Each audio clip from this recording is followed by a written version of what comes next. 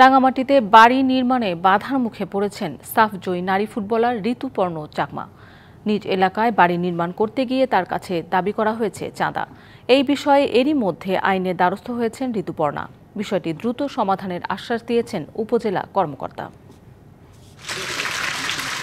বাংলাদেশের নারী ফুটবলকে আকাশ সমান উচ্চতায় নিয়ে যাওয়া দলের সদস্য ঋতুপর্ণা চাকমা পরপর দুবার সাফ জিতেছেন লাল সবুজের হয়ে। নারী ফুটবল নিয়ে দেশের মানুষকে দেখিয়েছেন স্বপ্ন।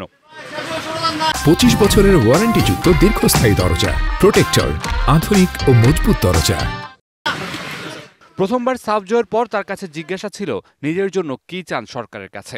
বলেছিলেন তার নিজের জন্য নয়, গ্রামের জন্য একটা রাস্তা প্রয়োজন। সেটা সরকারের কান পর্যন্ত পৌঁছালে রাস্তার পাশাপাশি এই ফুটবলারকে বাড়ি নির্মাণ করে দেওয়ার কথাও বলা হয়, কিন্তু সেটি আর আলোর মুখ দেখেনি। 2024 সালে দ্বিতীয় সাফ জয়ের পর অবশ্য প্রশাসন থেকে একটি খাস জমি দেওয়া হয় বাড়ি নির্মাণের জন্য, কিন্তু সেখানেও আসে বাধা। দাবি করা হচ্ছে চাঁদা, চাওয়া হচ্ছে জায়গার ক্ষতিপূরণ।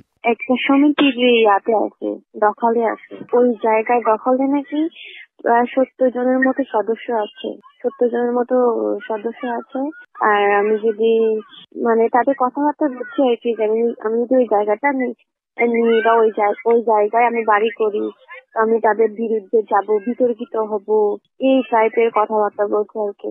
উপজেলা নির্বাহী কর্মকর্তার সাথে যোগাযোগ করা হলে তিনি জানান বিষয়টি গুরুত্বের সাথে দেখছেন তারা। বাড়ি নির্মাণে কোনো ধরনের সমস্যা হবে না বলেও আশ্বাস দিয়েছেন তিনি। জায়গাটা তো আমরা অন্য একটা পক্ষ থেকে কিনেছি, এখানে তুমি ঘর করতে পারবা না বা এই বিষয় করা যাবে না, এই বিষয়টা বড় করে বলছে। পরে সে আমাকে বলছে, আমি বলছি না, এটা কোনোভাবে এটা তো খাস জায়গা, এটা তো কেনার কোনো ধরনের সুযোগ নাই। না, প্রতিবন্ধকতা কেউ বললেও তো সেই সুযোগ নাই। এমন ঘটনায় হতবাক রাঙ্গামাটির কাউখালী উপজেলার সাধারণ মানুষ।